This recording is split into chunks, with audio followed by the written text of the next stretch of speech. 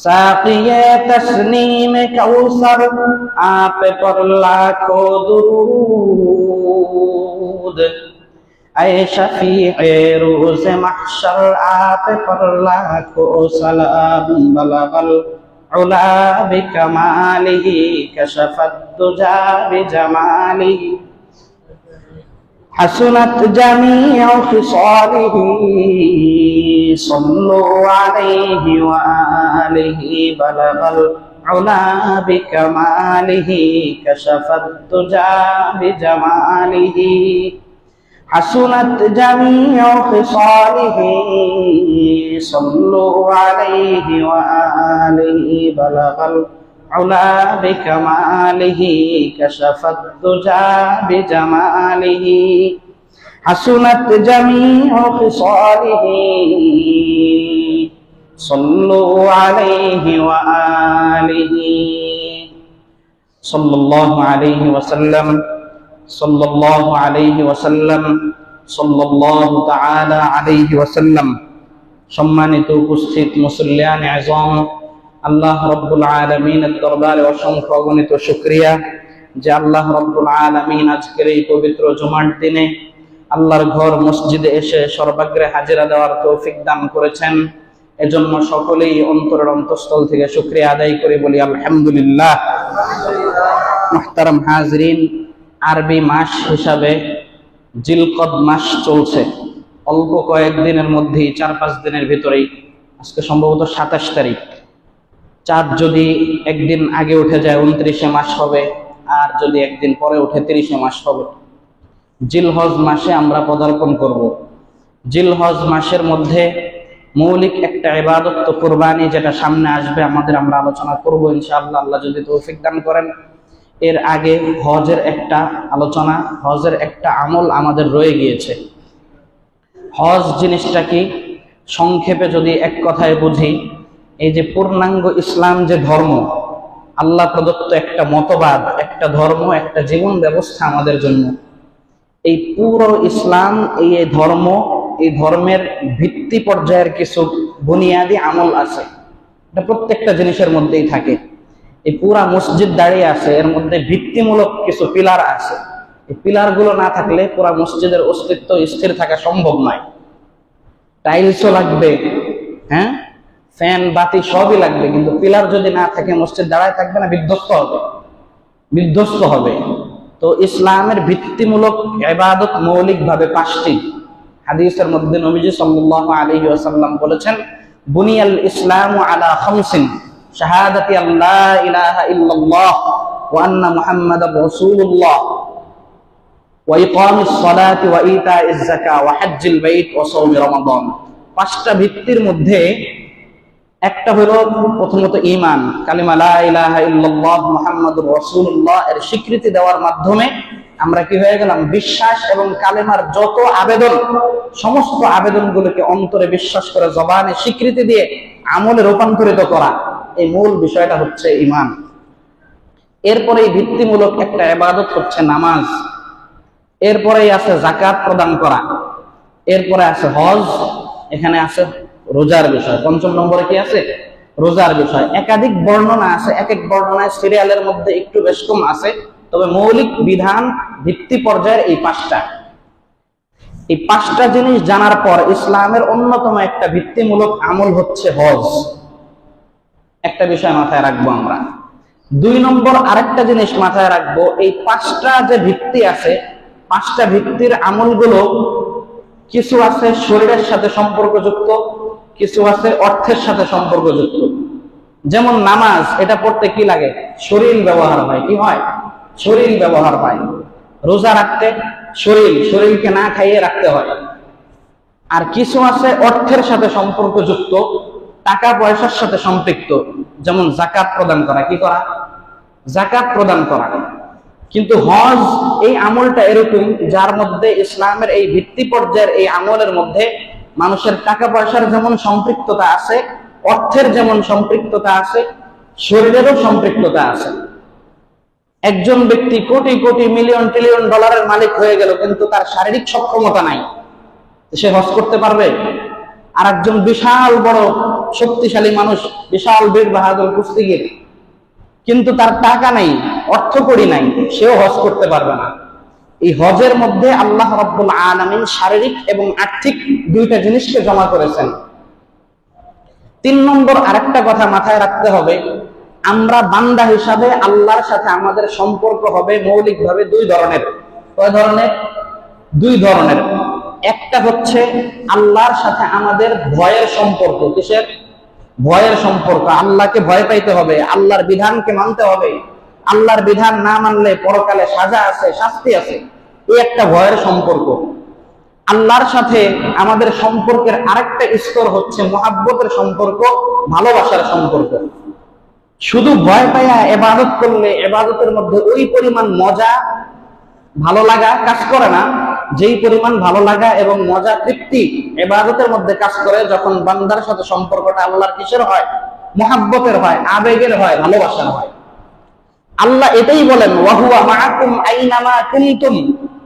ও বান্দা, দুনিয়াতে তোমাকে সৃষ্টি করার আগে রূহের জগৎ থেকে শুরু করে তোমাকে দেখভাল পর্যবেক্ষণ আমি রব্বুল আলামিন শুরু করলাম। মায়ের পেটে তুমি ছিলে, মায়ের পেটের মধ্যে তোমার খাবার 10 মাস 10 দিন যে ছিলে, তোমার ওই খাবারের বন্দোবস্ত আমি আল্লাহ রব্বুল আলামিন করেছি। মা যে খাবার খায় সেই খাবারের সান্নিধ্যাস এটা কুদরতিভাবে তোমার নারীর মাধ্যমে তোমাকে দিয়ে তোমার শরীরটাকে ওখানে গঠন করছে আমি রব্বুল আলামিন। দুনিয়াতে তোমার জন্ম হয়েছে, দুনিয়ার বহু বান্দা এরকম আছে আল্লাহকে সেজদা করে না। আল্লাহ ডানে যাইতে বললে উনি বামে চলেন, হালাল হারামের কোনো বালাই নাই। সবকিছু করার পরে একটা সেকেন্ডের জন্য আল্লাহ রব্বুল আলামিন আমাদের নিঃশ্বাসকে বন্ধ করে দেননি, বুঝছেন? তার মানে ক্ষণে ক্ষণে প্রতিটা মুহূর্তে আল্লাহ রব্বুল আলামিন আমাদের প্রতি কিন্তু উনি মুহাব্বতের নজরানাটা, মুহাব্বতের আবেদনটা বেশি প্রকাশ করছেন। তো এই হজ এমন একটা আমল, এই হজের মধ্যে বান্দার সাথে আল্লাহর প্রেম, মুহাব্বত, ভালোবাসা প্রকাশের সর্বোচ্চ একটা জায়গা, যার দৃষ্টান্ত অন্যান্য আমলের মধ্যে এই পর্যায়ে খুঁজে পাওয়া যায় না। তাহলে হজ সম্পর্কে প্রথমে জানতে হবে ইসলামের ভিত্তি পর্যায়ের একটা আমল, 5 আমলের একটা। 2 নম্বর, আল্লাহর সাথে বান্দার মুহাব্বত, ভালোবাসা প্রকাশের এমন আমল হজ, যেই পর্যায়ের মুহাব্বত অন্য আমলের ক্ষেত্রে কি সাধারণত পাওয়া যায় না। 3 নম্বর, হজ এমন একটা আমল যার মধ্যে অর্থ এবং শরীর দুইটারই সংমিশ্রণ ঘটে। এই 3 কথা জানার পর আমরা একটু খেয়াল করি হজের প্রেক্ষাপটটা কিভাবে আসলো, হজ কিভাবে শুরু হইল। আমাদের পিতা, জাতির পিতা, মুসলিম জাতির পিতা হযরত ইব্রাহিম আলাইহিস সালাতু ওয়াস সালাম, যুগে যুগে অনেক নবী আল্লাহ রাব্বুল আলামিন নবী রাসূল পাঠিয়েছেন।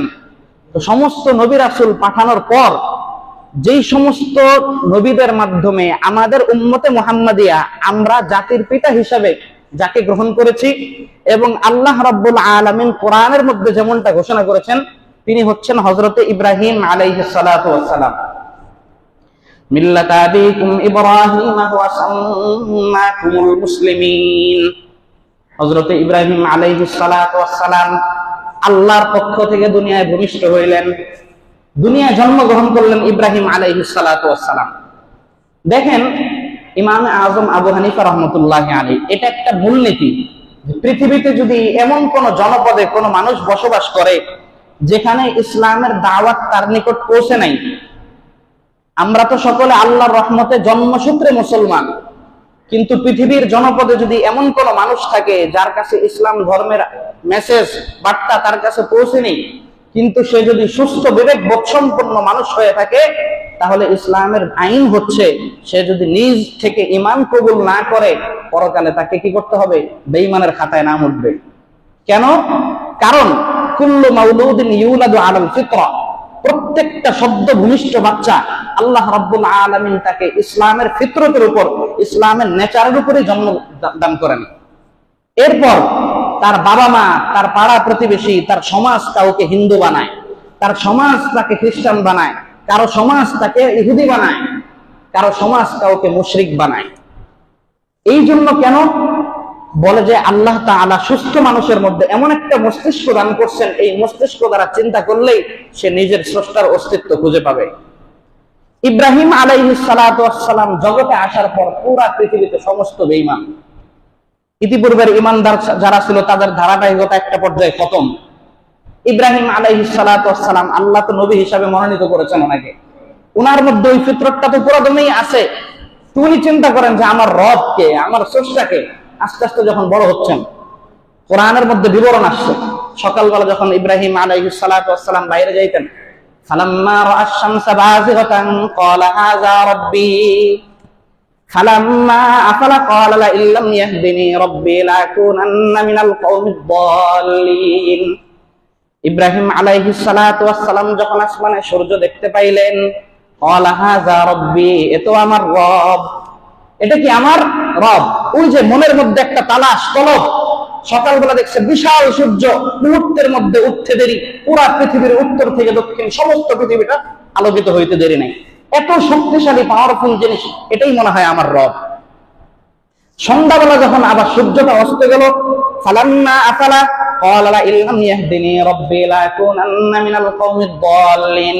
এই শক্তিশালী এত বড় সূর্যটা যখন সন্ধ্যার সময় অস্ত গেল, ইব্রাহিম আলাইহিস সালাম বললেন, যেই জিনিসের শুরু আছে শেষও আছে, যেই জিনিসের ক্ষমতাও আছে ক্ষমতার পরিসমাপ্তিও আছে, এইটা কোনোদিন দুনিয়ার যত পাওয়ারফুল জিনিস হোক রব হিসাবে কোনোদিন স্বীকৃতি পেতে পারে না। রব হিসাবে এটা কোনোদিন কি হয় না, স্বীকৃতি হয় না। উনি এটাকে অস্বীকার করলেন, আল্লাহর কাছে বললেন, আল্লাহ আপনি রব তো একজন অবশ্যই আছে, হ্যাঁ, আপনি যদি আমাকে হেদায়েত না দেন আমি কি হয়ে যাব, পথভ্রষ্ট হয়ে যাব। এই ইব্রাহিম আলাইহিস সালাতু ওয়াস সালাম ধাপে ধাপে কি করতেছেন, আল্লাহকে চেনার চেষ্টা করছেন। আল্লাহকে চেনার চেষ্টা করার ক্ষেত্রে ওনার সমাজ ওনার প্রতিবন্ধক হয়েছে, ওনার রাষ্ট্র ওনার প্রতিবন্ধক হয়েছে, হাত্তাকে ওনার জন্মদাতা পিতা আজরও তার প্রতিবন্ধক ছিল, নিজের সন্তানের প্রতিবন্ধক। কোরআনের ভাষায় ওয়াইজ ক্বালা ইব্রাহিমু লিআবিহি আযর আতাত্তাখিযু আসনামান আলিহা ইন্নী আরাকা ওয়া কওমাকা ফী দালালিম মুবিন। হযরত ইব্রাহিম আলাইহিস সালাতু ওয়াস সালাম ওনার পিতা আযর বলল, লিআবিহি আযর আতাত্তাখিযু আসনামান আলিহা, ও পিতা আপনি আল্লাহকে বাদ দিয়ে এই সমস্ত হাতে বানানো মূর্তি যেগুলি আমরা নিজেরা তৈরি করি এগুলির ইবাদত করেন, আপনি এগুলির সামনে আপনার মাথা নত করেন, আপনার বিশ্বাস তাওহীদের চেতনাটাকে এই সমস্ত হাতে বানানো মূর্তির ক্ষেত্রে সমর্পণ করছেন। আমি তো মনে করছি আপনি কি পথভ্রষ্ট। কি নিজের বাবাকেও বুঝাইলেন। শুধু এতটুকুই না, ইয়া আবাতি লা তা'বুদিশ শাইতান ইন্নাশ শাইতানা কানা লির-রাহমানি আসিয়া ইয়া আবাতি ইন্নী আখাফু আন ইয়ামাসসাকা আযাবুম মিনার রাহমানি ফাতাকুনা লিশ-শাইতানি ওয়ালিয়া। বাবারে বোঝায়, বাবা মূর্তির ইবাদত করা যাবে না, মূর্তির সামনে ভোগ দেওয়া প্রসাদ দেওয়া কথা বলেন জায়েজ আছে? ক্বালা আরাগিবুন আনতা আন আলিহাতি ইয়া ইব্রাহিম লা ইল্লাম তানতাহি লা আরজুমান্নাকা ওয়াহজুরনি মালিয়া। বাবাকে যখন এইভাবে বুঝাইলেন, বাবা বললেন, আরাগিবুন আনতা আন আলিহাতি ইয়া ইব্রাহিম, ও ইব্রাহিম তুমি আমার সন্তান হইতে পারো, বিশ্বাসের ব্যাপারে তুমি আমাকে কুঠারাঘাত করছো, আমি যেই সমস্ত মূর্তি প্রতিমার ইবাদত করি তুমি এখান থেকে বিমুখতা প্রদর্শন করছো। লা ইল্লাম তানতাহি লা আরজুমান্নাক, খবরদার ও ছেলে বলে দিলাম, যদি তুমি তোমার এই মিশন থেকে বিরত না হও পাথর মেরে তোমাকে হত্যা করে ফেলবো। বাবা বলতেছে সন্তানকে, ওয়াহজুরনি মালিয়া, দূর হও, দূরে সরে যেতে বললেন। নিজের পরিবারে ব্যর্থ হইলেন। কি হইলেন? কুরবানি। দেখেন, পুরা পৃথিবীতে ইমানদার পাওয়া মুশকিল, নিজে একাই তাও এই একত্ববাদের পক্ষে একাই সংগ্রাম করছেন। নিজের পরিবারের লোকজন, নিজের জন্মদাতা পিতা ওনার বিরুদ্ধে গেলেন। এরপর প্রতাপশালী সম্রাট নমরুদ, প্রতাপশালী সম্রাট কি নমরুদ ইব্রাহিম আলাইহিস সালাতু ওয়াস সালামের জন্য বড় চ্যালেঞ্জ হয়ে দাঁড়াইলো। যখন শুনছে আমার এই এরিয়ার মধ্যে ইব্রাহিম নামক একজন ব্যক্তি আরেকজন বড় রব আল্লাহ পাকের বড়ত্বের স্লোগান দেয়, কুফরি শক্তিকে খর্ব করে বুকের মধ্যে ঈমানি বল নিয়ে তাওহীদের স্লোগান দেয়, এই লোকটাকে গ্রেফতার করো। গ্রেফতার করে প্রথমে বুঝাইলেন, তোমার আল্লাহ কি করে? ইউহয়ী ওয়া ইউমীত, আমার আল্লাহ এমন পাওয়ারফুল, বান্দাদেরকে জীবন দান করেন, আবার বান্দাদেরকে মৃত্যু দান করেন। মৃত্যুবরণ করেন কে? আল্লাহ রাব্বুল আলামিন। জীবন দান করেন কে? আল্লাহ রাব্বুল আলামিন। এরপরে নমরুদ করলো কি? দুইজন ব্যক্তিকে ধরে আনলো জেলখানা থেকে, একজনকে বেকসুর খালাসি দিল, আর একজনকে মৃত্যুদণ্ড দিল। এই যে আমি একজনকে জীবন দিলাম আর একজনকে মৃত্যুদণ্ড দিলাম, কেমন পাগলের প্রলাপ বলেন। আল্লাহ জন্ম দেন, মৃত্যু দেন, আর সে বলে আমিও জন্ম দিই, মৃত্যু দিই। কিভাবে? জেলখানা থেকে আসামি ধরে এনে একজনকে ছেড়ে দিয়েছে, তার মানে কি তারা জীবন দিল, আরেকজনকে মৃত্যুদণ্ড দিল, বলে এই যে আমি মৃত্যুদণ্ড দিলাম। ইব্রাহিম আলাইহিস সালাতু ওয়াস সালাম পাল্টা চ্যালেঞ্জ করলেন, ফা ইন্নাল্লাহা ইয়াতি বিশ-শামসি মিনাল মাশরিক ফাতি বিহা মিনাল মাগরিব। আমার আল্লাহ প্রতিদিন সকালে পূর্ব আসমান থেকে সূর্যকে উদিত করেন, পশ্চিম আকাশে অস্ত নেন, তুমি পারলে এটা করে দেখাও। এখানে অনেক কথোপকথন আছে। যাই হোক, সর্বশেষ নমরুদের এই আগুন, নমরুদ শাস্তি দিয়ে একটা পর্যায়ে কি করলো, হযরত ইব্রাহিম আলাইহিস সালাতু ওয়াস সালামকে আগুনে নিক্ষেপ করার চেষ্টা করলো। আগুন জ্বালানো হইল। কোরআনের ঘটনা, সব কি কোরআনের ঘটনা, অবিশ্বাস করার কোনো সুযোগ নেই। আগুনের মধ্যে ইব্রাহিম আলাইহিস সালাতু ওয়াস সালামকে ফেলবেন। সারা পৃথিবীতে 1% ইমানদার নাই। ইব্রাহিম আলাইহিস সালাতু ওয়াস সালাম একাই নিজে নিজে আল্লাহর পরিচয় পাইলেন, আল্লাহর পক্ষে একাই লড়াই করছেন। একাই ইমানদার যখন কি একা থাকে, আর আল্লাহর শক্তি যখন তার মধ্যে থাকে, তখন সারা পৃথিবী তার সামনে গিয়ে মাথা নত করতে বাধ্য। নমরুদ আগুন জ্বালাইলো, অগ্নিকুণ্ড জ্বালানো হইল। ইব্রাহিম আলাইহিস সালাতু ওয়াস সালামকে এখন আগুনের মধ্যে ফেলবেন। তাফসীরের কিতাবের মধ্যে, ইতিহাসের মধ্যে আসছে, হযরতে জিবরাইল আমিন ফেরেশতা আল্লাহর সামনে বসে দৃশ্য দেখতেছে। কি দেখে? দৃশ্য দেখে যে হযরতে ইব্রাহিম অগ্নিকুণ্ডে ফালানো হবে ওনাকে। জিবরাইল আল্লাহকে বলে, ও আল্লাহ, আপনার খলিল ইব্রাহিম আলাইহিস সালাতু ওয়াস সালাম যে আপনাকে মানার কারণে সময়ের বড় কাফের শাসক তাকে আগুনে ফেলবে, আপনি কি ব্যাপারটা দেখেন না? আপনি কি ব্যাপারটা? আল্লাহ মুস্কি মুস্কি হাসে, কিছু বলে না। হ্যাঁ, বলে যাও যায় জিজ্ঞাসা করো আমার খলিলকে, তার কোনো কিছুর দরকার আছে কিনা। জিবরাইল আলাইহিস সালাতু ওয়াস সালাম ইব্রাহিমের কাছে আসলেন, আয়েশা বললেন, আলাকা হাজা, ও আল্লাহর বন্ধু, আপনার কি কোনো কিছুর প্রয়োজন আছে? বলে আছে, কিন্তু তোমার কাছে না। প্রয়োজন আছে না? ইব্রাহিমের প্রয়োজন নাই, আগুনে ফেলবে মাত্র, কোনো সাহায্যের দরকার নাই। বলে আছে অবশ্যই, কিন্তু তোমার কাছে না। বলে যার কাছে প্রয়োজন তার কাছে তাহলে চান না কেন? তার কাছে চান। বলে আমি চাবো কেন, উনি কি দেখে না? আমি চাবো কেন, উনি কি দেখে না? আজ ভি হ্যায় जो इब्राहिम का ईमान पैदा, आज भी हो जो इब्राहिम का ईमान पैदा, आगे कर सकती है अंदाज़े गुलिस्तान पैदा। আজও যার ইব্রাহিমের মতো ঈমান আছে, সে অগ্নিকুণ্ডকে ঠান্ডায় পরিণত করতে পারে। যখন নমরুদ তাকে আগুনে ফেললো, আল্লাহ কোরআনের মধ্যে স্পষ্ট বলেন, কুনি বারদাউ ওয়া সালামান আলা ইব্রাহিম, ও ইব্রাহিম, ও আগুন, তুমি আমার খলিলের জন্য শান্তিদায়ক ঠান্ডায় পরিণত হয়ে যাও। এসির বাতাস কি হয়ে যাও? এসির বাতাস। ইব্রাহিম আলাইহিস সালাতু ওয়াস সালাম আগুনের মধ্যে বসে এমন এক মুড নিছেন, নিয়ে বসে বসে পাও লাড়াচ্ছেন, এভাবে বুঝাইতেছেন কুফফার শক্তি। মানে অবস্থাটা এরকম আর কি, আমি বুঝাইলাম। নমরুদ দূরের থেকে দেখে যে এর আগুনের মধ্যে ফালানোর পরে কি অবস্থা, ও তো খুব শাহী অবস্থায় আছে। হ্যাঁ, কোন কোন বর্ণনা এরকমও বলে যে আল্লাহ কুদরতি ভাবে আগুনের জবান খুলে দিয়েছে। আগুন বলে যে রেঞ্জের বাহিরে কোন একটু ভিতরে এসে দেখো, ভিতরে এসে দেখো যে তোমাকে পোড়ায় না না পোড়ায়। নমরুদ যে জঘন্য কাজটা করছে, হযরত ইব্রাহিম আলাইহিস সালাতু ওয়াস সালামকে যখন অগ্নিকুণ্ডে নিক্ষেপ করলো, অগ্নিকুণ্ডে নিক্ষেপ করাটা ইব্রাহিমের জন্য বড় কষ্টের কারণ ছিল না, কারণ উনি আগুনের মধ্যে আরামেই ছিলেন, ওনার ঈমানের পরীক্ষায় উনি উত্তীর্ণ হয়েছেন। জঘন্য যেই কাজটা করছিল নমরুদ, ইব্রাহিম আলাইহিস সালাতু ওয়াস সালামকে আগুনে ফালানোর আগে ওনার সম্মানের, ওনার ইজ্জতের, ওনার আত্মমর্যাদার সর্বশেষ অবলম্বন ওনার শরীর থেকে ওনার কাপড়টাকে খুলে ফেলা হয়েছিল, বিবস্ত্র করে ওনাকে অগ্নিকুণ্ডে ফেলানো হয়েছে। এই জন্য হাদিসের বর্ণনা নবীজি সাল্লাল্লাহু আলাইহি ওয়াসাল্লাম বলেন, ওয়া ইন্না আউওয়ালু মান ইউকসা ইয়াউমাল কিয়ামা খলিলুল্লাহ ইব্রাহিম আলাইহিস সালাতু ওয়াস সালাম। কিয়ামতের ময়দানে যখন সমস্ত মানুষ নাঙ্গা অবস্থায় কবর থেকে উঠবে, শরীরের মধ্যে কোনো কাপড় বলতে কোনো কিছু থাকবে না, একজন আরেকজনের দিকে তাকানোর ওই অবস্থাও থাকবে না, বিপদের মুহূর্ত, ওই সময় সর্বপ্রথম কাপড় দিয়ে ইজ্জত করবেন আল্লাহ রাব্বুল আলামিন হযরত ইব্রাহিম আলাইহিস সালাতু ওয়াস সালাম।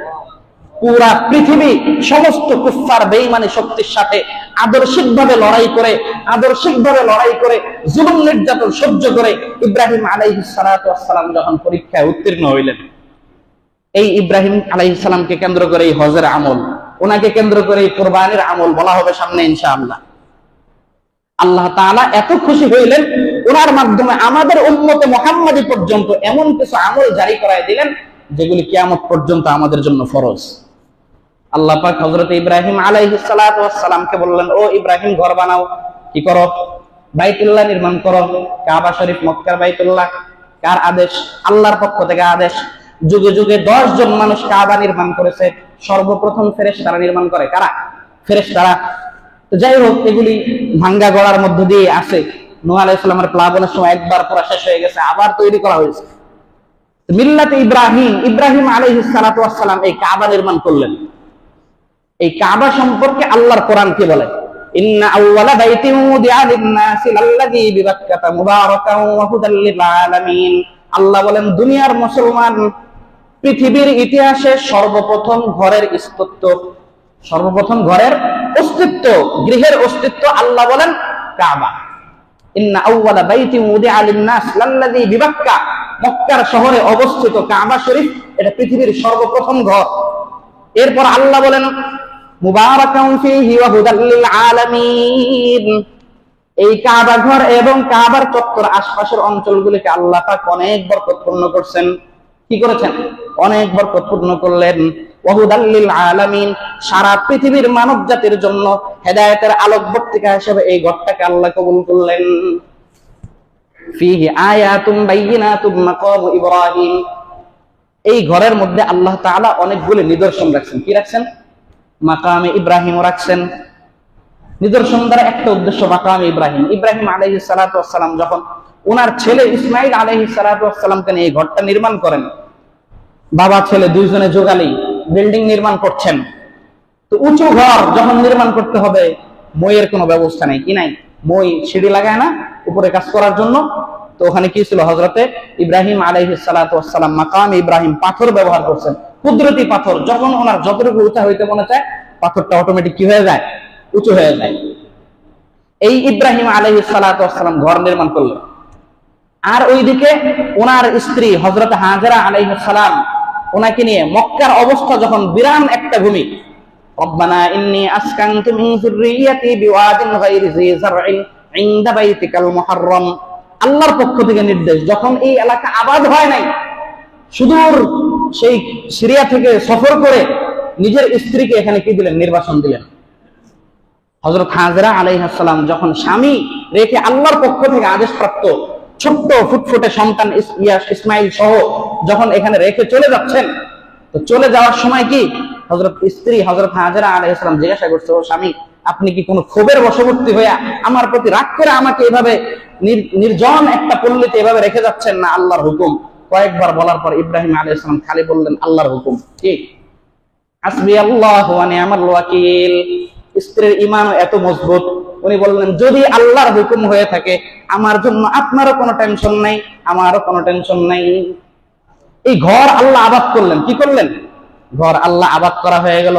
এরপর 16 মাস আল্লাহর নবী সাল্লাল্লাহু আলাইহি ওয়াসাল্লাম, ওই যে কাবা ছিল কোথায়? বাইতুল মুকাদ্দাস, ওটাও হইল প্রথম কিবলা। এরপর আবার এদিকে আল্লাহ রাব্বুল আলামিন কিবলার নির্দেশ দিলেন। এই ঘর বানানোর পর ইব্রাহিম আলাইহিস সালাতু ওয়াস সালামকে আল্লাহ বলেন ওয়াজ্জিন ফিন-নাসি বিল হাজ্জি ইয়াতুকা রিজালান ওয়া আলা কুল্লি দামিরিন ইয়াতিনা মিন কুল্লি ফাজ্জিন আমিক। ফেসবুকের জমানা নয়, ইউটিউবের জমানা নয়, ইন্টারনেট, গুগল, গ্লোবালাইজেশন, ইনস্টাগ্রাম কিছু ছিল, কথা বলেন।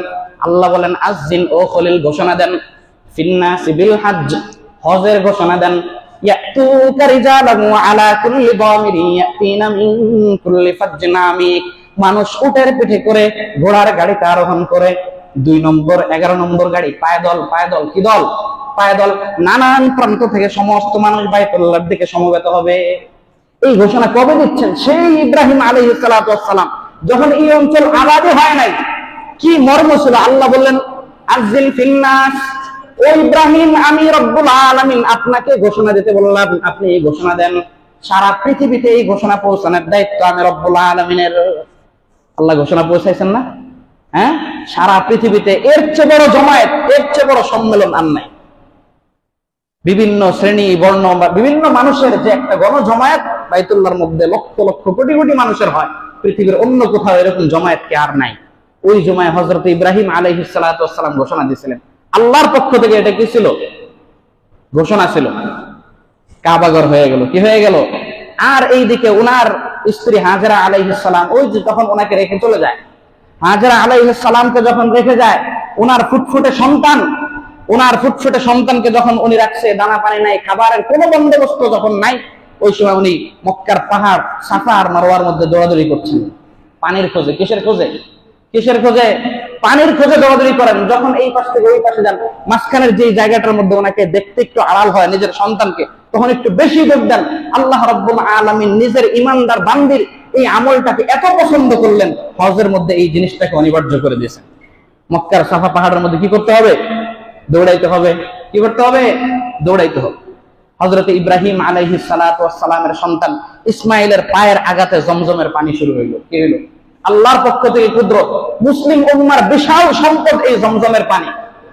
হ্যাঁ, একটা বর্ণনার মধ্যে আছে জমজমের কয়েকটা ব্যাখ্যা আছে, তার মধ্যে একটা অর্থ হলো জমজম মানে থামো থামো। কি পানির ওনার কাছে যা পাত্র যা ব্যবস্থা করতে পারছেন, এগুলি পানি স্টক করার পর দেখতেছেন যে পানি যেই পরিমাণ আসতেছে, একটু হলেও ভয় পাচ্ছেন যে পানি নাকি আবার শেষ হয়ে যায়, কিছুই তো নাই এখানে। আর একটা হলো পানি যদি এভাবেই চলতে থাকে তো সব প্লাবন হয়ে যাবে। আল্লাহ পাক কুদরতি ভাবে জমজমকে থামাই দিলেন। কি দিলেন? যদি উনি ওটা একদিন না আটকাইলে আজকে ওখান থেকে একটা সমুদ্র জারি হইতো, ঝর্ণা প্রবাহিত হইতো। এখন তো ওটাকে ব্যারিকেড দিয়ে আটকে ফেলানো হয়েছে। এর আগে আমাদের মুরব্বীরা যখন গিয়েছেন, ওনারা বললেন যে ভিতর পর্যন্ত যখন যাইতে পারতো, বড় বড় মোটর দিয়ে, একাধিক মোটর দিয়ে যখন পানি টান দেওয়া গেল, দেখা গেছে কি পানি স্বাভাবিক নামলো, আবার জায়গায় লেয়ারে এসে ঠিক হয়ে যায়। এই জন্য আমরা চ্যালেঞ্জ করে বলতে পারি, মুসলিম উম্মার পানির এক মহা সংকট আল্লাহ দিছে। সারা মুসলিম উম্মাকে যদি পানির মধ্যে কি করে ফেলানো হয়, সংকটের মধ্যে ফেলানো হয়, আর জমজমের পানি যদি পৃথিবীব্যাপী সাপ্লাই দেওয়া হয়, কিয়ামত পর্যন্ত এই পানি কোনোদিন বন্ধ হবে না। আবে জমজম খুরদা বৌদাব আবে শুরা কায় খরাম বাদশাহী করদা বৌদাব পাসে বানি কায় কোনাম। হযরত ইব্রাহিম আলাইহিস সালাতু ওয়াস সালাম, আল্লাহ পাক ওনাকে দিয়ে কাবাও নির্মাণ করাইলেন, জমজমের ইতিহাসও সৃষ্টি করলেন, সাফা মারওয়া পাহাড়ের মধ্যে সবকিছু সৃষ্টি করলেন। এইগুলি করে হজের প্যাকেজের মধ্যে আল্লাহ এগুলি দিয়ে দিলেন। হজের প্যাকেজের মধ্যে কি এটা আল্লাহ দিয়ে দিয়েছেন। এখন আমরা খেয়াল করি, আমরা বলছিলাম যে হজ হচ্ছে কি, এই যে ইব্রাহিম আলাইহিস সালাতু ওয়াস সালামের স্মৃতিধন্য যে আমলগুলো আছে, এগুলিকে আল্লাহ তাআলা আমাদের উপর কি করে দিয়েছেন? জীবনে অন্তত একবার ফরজ করেছেন। কি করেছেন? ফরজ করে দিয়েছেন। যার সামর্থ্য আছে, শারীরিক সুস্থতা আছে, এই ব্যক্তির জন্য এটা ফরজ। পাশাপাশি আমরা কি বলছিলাম? ইসলামের একটা ভিত্তি এটা। এরপর আমরা যেটা বলছিলাম, আল্লাহর প্রতি মহাব্বত, ভালোবাসা প্রকাশের সবচেয়ে উন্নত জায়গা হচ্ছে ফরজ। এই হজ, যে ভালোবাসার প্রকাশ অন্য ইবাদতের ক্ষেত্রে এমন চলে না। হ্যাঁ, সুস্থ মানুষ না, ভালোবাসার মধ্যে পাগলামির একটা স্তর আছে। ভালোবাসার মধ্যে কি আছে? এবং আল্লাহ যে বান্দার সাথে মহাব্বতের সম্পর্কটা চান, এটা আল্লাহর বিভিন্ন বিধানের দিকে আমরা যদি গবেষণা করি, এই জিনিসটাই উঠে আসে। ধরেন একজন ব্যক্তির সাথে আরেকজনের মহাব্বত, ভালোবাসা কিভাবে তৈরি হয়? প্রথমে তার ব্যাপারে একটা আস্থা তৈরি হয় যে লোকটা ভালো মানুষ, খারাপ মানুষ না, উনি আমার ক্ষতি করবেন না, উনি আমার ভালোটাই করবেন। এই যে একটা আস্থা, আল্লাহর প্রতি আমাদের সর্বপ্রথম আস্থা কি? ইমানদার আমরা। হ্যাঁ, তো যখন আস্থা তৈরি হয়ে গেল, এরপরে বান্দারা একজন আরেকজন কি অপেক্ষায় থাকে যে তাহলে দেখি এবার ওনার সাথে কিভাবে কথা বলা যায়। অপেক্ষা করে, যাবো কি যাবো না, প্রথম দিন সালাম, ভাই কেমন আছেন, এই যে কথা বলার একটা চেষ্টা, এটা হচ্ছে নামাজ। আল্লাহর সাথে আমরা কি নামাজের মধ্যে দাঁড়ায় কথা বলি না? এই জিনিসগুলো আমরা চিন্তা করলে, এটা অনেক যারা আবেগী বান্দা তারা এই হিকমত গুলো বের করছেন। এই হচ্ছে নামাজ। যখন সরাসরি কথা হইলো, দেখবেন যে যদি মহাব্বত না থাকে, তাহলে এক দুই কথা, ভালো ভাই কেমন আছেন, ভালো, এরপরে বাস কি অবস্থা, আর কোনো কথা নাই। মানে আমি তো একটু বললাম, আপনি চালায় নিয়ে যান বাকিটু। কিন্তু যখন মহাব্বত থাকে, তো সেই কথার কোনো শেষ হয় না। সেই কথার কি হয় না? আল্লাহর সাথে আমরা নামাজের মধ্যে কথা শুরু করলাম, কথার মাধ্যমে যখন আমাদের কি মহাব্বত তৈরি হয়ে গেল পরিপূর্ণ, তো মানুষ যখন পুরোপুরি কথা বলে মিশে যায়, তখন দেখবেন খরচ করতে পছন্দ করে। আপনি যাকে মহাব্বত করেন তার জন্য কি খরচ করতে ভালো লাগে। এই যে আমরা যাকাত দিই, কি দেই? যাকাত একটা ইসলামের ভিত্তি পর্যায়ের আমল না? খরচ করতে কি লাগে? ভালো লাগে। তার জন্য উপঢৌকন, হাদিয়া, গিফট তাকে যত বেশি দিই ততই আমার ভালো লাগে। এরপরে যখন হাদিয়া গিফট দিতে দিতে মহব্বত একেবারে গাঢ় হয়ে যায়, তখন হালকা একটু এদিক সেদিক হলে মান অভিমানের প্রশ্ন আসে। হ্যাঁ, মান অভিমানের প্রশ্ন, না খেয়ে থাকা, খাবো না আমি, তুই আমার এই কথাটা শুনলাম না, আল্লাহ আপনি আমার মাফ করবেন না, আমি খাবো না, রমজানে রোজা রাখবো, রমজানে কি রাখবো, রোজা রাখবো। এই মহাব্বত যখন পরিপূর্ণ হয়ে যায়, চূড়ান্ত স্তরে যখন চলে যায়, তখন মানুষ নিজের বাড়ি ঘর সবকিছু ছেড়ে, বাবা মাকে ছেড়ে চলে যায়, হাত ধরে পালায় যায়, নাউজুবিল্লাহ। আমরা যখন সর্বোচ্চ পর্যায়ে যখন চলে আসি, আল্লাহর মারিফাত, আল্লাহর পরিচয়, আল্লাহর প্রেম ভালোবাসা যেটা আল্লাহ আমাদের থেকে চান, ওই পর্যায়টা যখন আমাদের মধ্যে আসে, আমরা হজে যাওয়ার জন্য বেকুল হয়ে যাই। হজের মধ্যে কি আমলটা কি? লাব্বাইক আল্লাহুম্মা লাব্বাইক লা শারীকা লাকা লাব্বাইক ইন্নাল হামদা ওয়ান নি'মাতা লাকা ওয়াল মুলক লা শারীকা লাকা লাব্বাইক। সেলাইবিহীন কাপড়, সেলাইবিহীন কাপড়, কাপড়ের মধ্যে কোনো সেলাই নাই, সুন্দর কোনো ডিজাইনও নাই, সেলাইবিহীন দুই টুকরা সাধারণ কাফনের কাপড়ের মতো অপরিচ্ছন্ন ভাবে, অপরিপাটি ভাবে শরীরের মধ্যে একটা প্যাচ দিলাম, দেখতে কেমন দেখা যায়?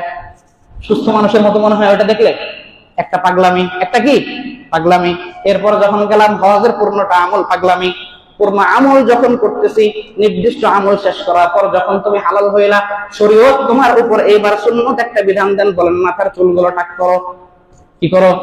মাথার চুলগুলো টাক করো। এটা কি সুস্থ মানসিকতা? একজন লোক কোন রকম একটা কাপড় এভাবে পেঁচ দিবে, মাথার চুলগুলো টাকটু করে ফেলবে।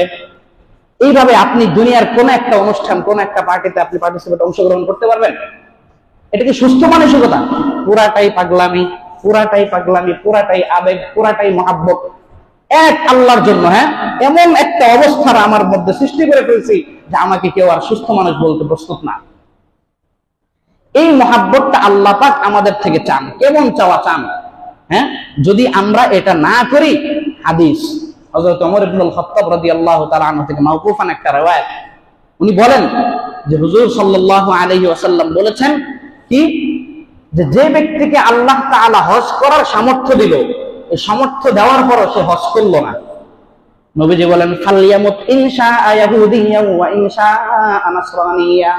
ও আমার উম্মত, শারীরিক, মালি, আর্থিক সক্ষমতা থাকার পরেও যে হজ করলো না, আল্লাহর নবী হাদিসের ভাষায় তাকে ধমক দিয়ে বলেন ও মরে যাক।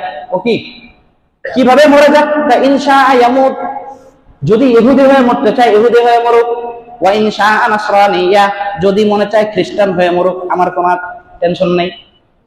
নাউজুবিল্লাহ, কেমন ভয়ঙ্কর! হজ ফরজ হওয়ার পরেও যদি আমরা না করি, আমাদের জন্য বদদোয়া যে সে ইহুদি হয়ে মরুক অথবা খ্রিস্টান হয়ে মরুক, ওটা আমার দেখার দরকার নাই। আর বিপরীতে যদি এটা করি, তাহলে সওয়াব কি, ফজিলত কি? নবীজি বলেন তাবিউ বাইনাল হজ্জ ওয়াল উমরা ফাইন্নাহুমা ইয়ানফিয়ানিল ফাকরা ওয়াজ যুনুব। হজ আর উমরার মধ্যে তোমরা ধারাবাহিক আমল করতে থাকো, কেননা এটা তোমাদের মধ্যে অর্থ কষ্ট, দারিদ্রতা থাকলে এটাকে দূর করে দিবে, গুনাহগুলিকেও ক্ষমা করে দেবে। দেখেন আল্লাহ কিন্তু আগে দুনিয়া একটা বললেন। হজের ক্ষেত্রে বড় সমস্যা টাকা পয়সা, তাই না? আল্লাহ বলেন যে হজ করো, তোমার মধ্যে যদি কোনো দরিদ্রতা থাকে আল্লাহ তাআলা এটা দূর করে দিবেন। এরপর বলেন গুনাহগুলিকেও ক্ষমা করে দিবেন। পুরা পৃথিবীতে যত জরিপ করেন, এটা কোনোদিন দেখবেন না যে কোনো ব্যক্তি হজ করে গরিব হয়ে গেছে। হজ করে গরিব হয়েছে, যাকাত দিয়ে গরিব হয়ে গেছে, দান করে গরিব হয়ে গেছে, এটা কোনোদিনও পৃথিবীতে নাই। এই বরকতের বিষয় আপনাদেরকে আগেও বলছি, আল্লাহ তাআলা ওটা অন্যভাবে ব্যবস্থা করে দেন। এরপর নবীজি বললেন ওয়াল হজ্জুল মাবরুর লাইসা লাহু জাযাউন ইল্লাল জান্নাহ, আর হজ্জে মাবরুর যেটা, এর প্রতিদান একমাত্র জান্নাত। 3 নম্বর নবীজি আরেকটা হাদিসের মধ্যে বলেন, হাদিসটা হচ্ছে মান হাজ্জা লিল্লাহ ফালাম ইয়ারফুস ওয়ালাম ইয়াফসুক। যে ব্যক্তি আল্লাহর জন্য হজ করে, হজের মধ্যে পূর্ণটা সময় আল্লাহর ইবাদত বন্দি করে, ঝগড়া বিবাদ করে না, অশ্লীল কথাবার্তা করে না, কোনো কাজের সাথে জড়ায় না, রাজাআ কায়াউমিন ওয়ালাদাতহু উম্মুহু, এই ব্যক্তি হজ করে যখন ফিরবে শব্দ ভূমিষ্ঠ নব্য বাচ্চার মতো আল্লাহ পাক তাকে নিষ্পাপ করে দিবেন। নতুন বাচ্চা যেমন ভূমিষ্ঠ হলে তার কোনো গুনাহ থাকে না, আল্লাহ তাআলা তাকে কি করে দেন? সম্পূর্ণ ক্লিন করে নিয়ে আসেন। এই জন্য দেখেন হজ ফরজ হয় কার উপরে? কাটা কাটা 2-3টা মাসআলা বলে শেষ করছি কথা। বিস্তারিত সব তো এক সময় বলা যাবে না। একটা বিষয় হলো, এই হজ ফরজ হয় হচ্ছে যাকাতের কিছু নেশাব আছে, কুরবানির কিছু নেশাব আছে। হজের ক্ষেত্রে নেশাব হইলো আপনার বাইতুল্লাহ গিয়ে, যে আপনি যে সময় আসেন বাইতুল্লাহ গিয়ে আপনার নিয়মতান্ত্রিক হজগুলো করে আবার ফিরে আসতে, বর্তমান যুগ হিসাবে আপনার বিমান ভাড়া, টিকিট ভাড়া, ওখানে যা যা খরচ খরচা, এবং এই টাইম আপনার অনুপস্থিতির টাইমে, আপনার অনুপস্থিতির সময় আপনার পরিবার চলার জন্য যে পরিমাণ সম্পদ দরকার, এই পরিমাণ সম্পদ যদি কারোর কাছে থাকে, হোক সেটা নগদ ক্যাশ অথবা ব্যবসায়ী পণ্য অথবা আপনার জমি জমা, যার কাছে এই পরিমাণ সম্পদ আছে তার উপরে হজ ফরজ। এইভাবে যদি এবার চিন্তা করেন, সমাজের 90% বেশি মানুষের উপর হজ ফরজ। এই বাড়ি বানিয়ে হজে যাব, ছেলে মেয়ে বিয়ে দিয়ে হজে যাব, যদি আপনি যেটাকে বিলম্ব করলেন, বৃদ্ধ বয়স পর্যন্ত যদি আমরা হজকে প্রলম্বিত করি, তাহলে হজ আমরা শুদ্ধভাবে করতে পারবো না। এটা শারীরিক শক্তির দরকার হয় অনেক। এজন্য হজের উন্নত টাইম এখন এটা করতে হবে। আচ্ছা, আল্লাহ তাআলা আমাদেরকে এই হজকে আমল করার তৌফিক দান করুন। এটা ফরজ, না হলে কেমন ধমক বলে তুমি ইহুদি হয়ে মরো, খ্রিস্টান হয়ে মরো, এটা আমার দেখার বিষয় না। নবীজি মুখ ফিরিয়ে নিলেন। এখন আমরা কোনো মানুষ, আমাদের বাবা, আত্মীয় স্বজন, চাচা, তারা যদি এইভাবে মানুষ ভুল করে যদি হজ না করে দুনিয়া থেকে চলে যায়, তাহলে তো ওনার ফরজ তরক হইলো। কি হইলো? তখন তার ওয়ারিসিনদের কর্তব্য, উনি জীবদ্দশায় থাকাতেই ওনার উচিত ছিল, যেহেতু উনি হজ করেন না, এক তো গুনাহ করছেন, তারপরে ওনার উচিত ছিল ইন্তেকালের আগে ওসিয়ত করে যাওয়া। কি করে যাওয়া? ওসিয়ত করে যাওয়া ওনার আত্মীয় স্বজনকে, যে আমার ইন্তেকালের পরে তোমরা আমার একটা বদলি হজের বন্দোবস্ত করবা। কি করবা? বদলি হজের বন্দোবস্ত করবা। বদলি হজ সাধারণত করানো, যেহেতু আরেকজনের হজটা করানো, এই জন্য ভালো মানুষ দেয়, ভালো মুত্তাকি, পরহেজগার, হ্যাঁ, ভালো আলেম, আল্লাহওয়ালা মানুষ, অথবা এমনিও ভালো দিনদার, যাকে তাকে দিয়ে করাইতে পারে, পুরুষ দিয়ে করানোটা ভালো বেশি। এই বদলি হজের বন্দোবস্ত করা। তো ওয়ারিস, তিনি তো মৃত্যুবরণ করছেন, ওয়ারিসদের দায়িত্ব হলো ওনার এই ওসিয়তটা, যদি ওনার সম্পদ, ওনার যে সম্পদ আছে, এই সম্পদের 1/3 কত? সম্পদের 1/3 অংশ পরিমাণ সম্পদ দ্বারা যদি বদলি হজটা করানো যায়, তাহলে ওয়ারিসরা করাবে। এটা অধিকার, যেহেতু উনি ওসিয়ত করে গেছেন, এটা বাস্তবায়ন করতে হবে। যদি সম্পদ 1/3 বেশি খরচ হয়, 1/3 বেশি খরচ হয়, তখন ওইটা জরুরি না তাদের জন্য, ওয়ারিসদের জন্য করানো জরুরি না। উনি তো ওনার অন্যায় করে গেছেন, ওনার জন্য ক্ষমা চাওয়া, কিন্তু তখন ওয়ারিসদের জন্য মানবিক ভাবে উচিত 1/3 বাইরে গেলে কতটুকু সম্পদ দরকার নিজেরা জমা করে ওই হজটা কি করে দেওয়া। আল্লাহ রাব্বুল আলামিন আমাদেরকে হজের মাসালাগুলো ভালোভাবে জেনে, যেহেতু একটা ইসলামের ফরজ বিধান, এই হজটা পালন করার তৌফিক দান করুন। আমিন। ওয়া আখিরু দাওয়ানা আলহামদুলিল্লাহি রাব্বিল আলামিন। যারা সুন্নাত পড়েনি 4 রাকাত ক্বাবলা জুমা সুন্নাত